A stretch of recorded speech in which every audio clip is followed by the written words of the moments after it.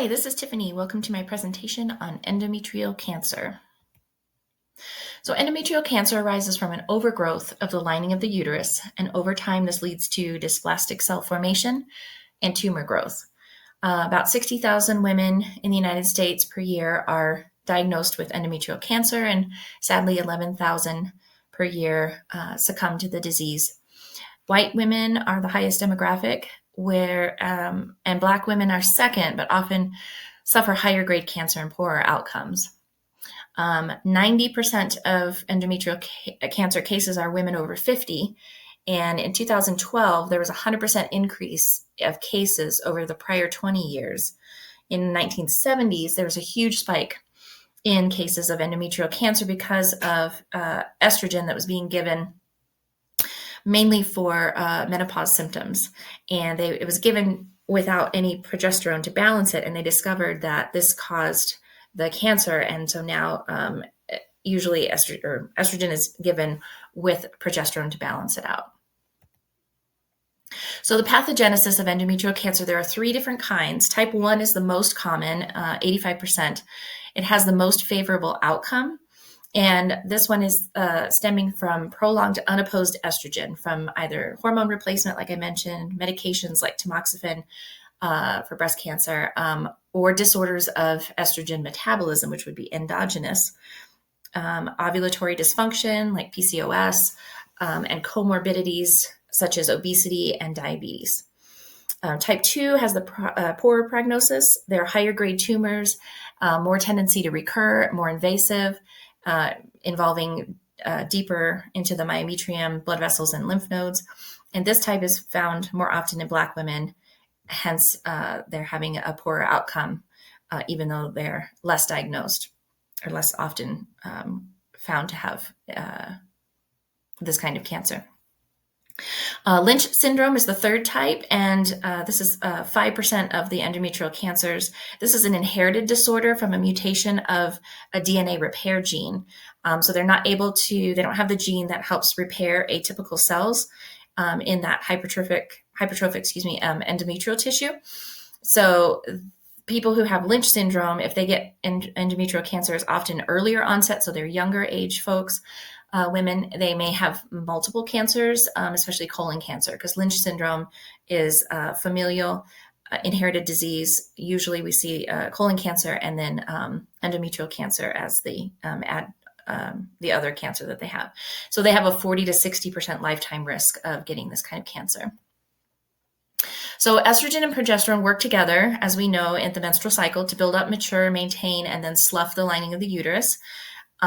So if there's a process happening where the estrogen is in excess, the endometrium just keeps growing and growing, grows out of control, and eventually can lead to this cancer.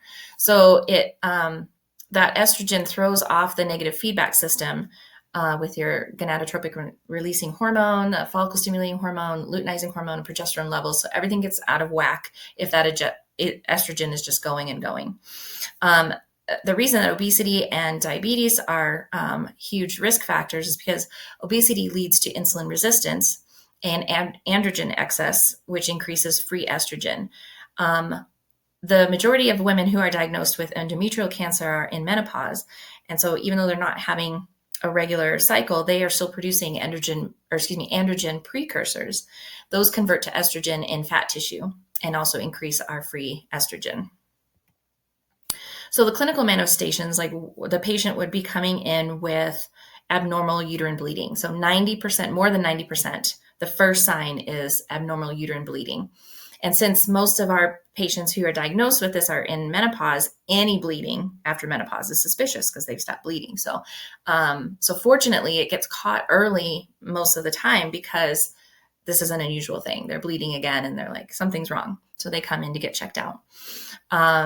Fortunately, it's a slow-growing cancer, and that early warning sign leads to more favorable outcomes because it's caught early. They may also have spotting. If somebody's not in menopause, they may have spotting or bleeding between periods or a change in their period, like a heaviness, longer period, that kind of thing. They may also have lower abdominal or pelvic pain, some watery discharge, blood-tinged discharge, painful sex, unexplained weight loss, and actually feeling a mass in the pelvic region may also be symptoms of obviously a more developed cancer. So prognosis is good for type 1, especially if they have less than 50% invasion into the myometrium. And usually the diagnosis is confirmed through transvaginal or pelvic ultrasound, an endometrial biopsy, and dilatation and curettage, DNC, if the thickness of the uterus is found to be greater than 3 millimeters. Although the gold standard would be a hysteroscopy with biopsy. It's more accurate than a DNC, but that's not always available, and sometimes it's more expensive. Maybe it depends on the insurance. So it may be one or the other. Histology is done to type and grade the cancer cells. An MRI and a CT is done to determine the location of the cancer, the invasiveness, and any extrauterine masses. They also do protein and gene marker testing if Lynch syndrome is suspected. So implications for us in C&M practice, we'll need to be on the lookout for estrogen imbalances, especially those risk factors like PCOS, obesity, diabetes, and Lynch syndrome. Making sure that any estrogen hormone therapy includes progesterone is a must. Any abnormal bleeding, especially in postmenopause, is crucial to follow up on. Changes in menses in women of childbearing age can indicate a problem, so we need to get a good history, family history, etc. And then preserving fertility is possible after diagnosis. The woman would be in a high-risk category, would probably be, with an obstetrician. So we may not be their provider for birth, but we can be their provider for before and after, and helping them through the process. So treatments for endometrial cancer, usually it's a surgery, the total hysterectomy and bilateral salpingo oophorectomy. They can be done abdominally or laparoscopically. If the woman is under 45, she may elect to keep her ovaries, so to prevent early menopause. They may also do lymph node sampling and a peritoneal washing, looking for any cells that have gone outside of the uterus through either the fallopian tubes, through the uterine wall, or migrated through the cervix into the vagina.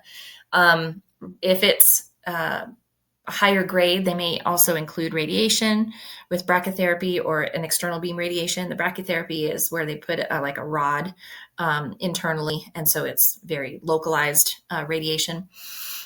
Chemotherapy also may be part of the treatment plan. Metformin is a diabetes drug that's an adjuvant treatment because it helps to regulate the insulin and thereby decrease the free estrogen.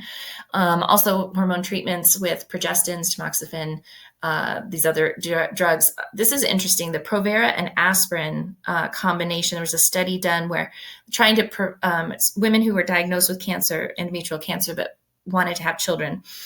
Because it's such a slow-growing cancer, they were able to give this medicine combination to slow the growth and allow them to experience pregnancy, deliver a baby, and then deal with cancer afterwards. So pretty neat that that is something that is an option for some women. So prevention, maintaining a healthy BMI, obviously weight control and good nutrition, lowering the chance of type 2 diabetes, and if the woman has type 1, managing that well, eating healthy, not smoking, doing screening for colon cancer, the genetic testing for Lynch syndrome if there's a family history, and exercise. All right, that's it. Well, thank you for listening, and I hope you learned something. Reference pages here. All right, thank you so much.